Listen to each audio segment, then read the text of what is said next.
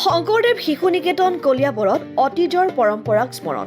নৱবৰ্ষৰ প্ৰথমটো দিনত শংকৰদেৱ শিশু নিকেতন কলিয়াবৰত কণ কণ শিশুসকলৰ মাজত সাধুকথা কোৱা আৰু শুনাৰ পৰম্পৰাক স্মৰণ কৰি মুকলি ঠাইত শিশুসকলক সাধুকথা ক'বলৈ দিয়া হয়। প্ৰাচীন কালৰ ককাদেউতা আৰু আইতাৰ মুখেৰে শুনিবলৈ পোৱা সাধুকথা এতিয়া যান্ত্ৰিকতাৰ যুগত বিলুপ্ত হৈ পৰিছে।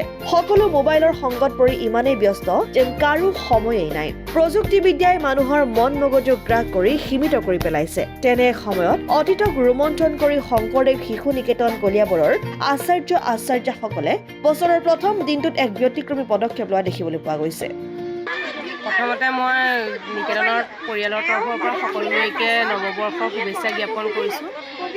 বৰ্তমান সময়ত ল'ৰা ছোৱালীবিলাকৰ মাজত সাধু শুনাটো পৰম্পৰাটো একেবাৰে নাইকিয়া হৈ গৈছে। সকলো মোবাইলতে ব্যস্ত হৈ থাকিবলৈ লৈছে।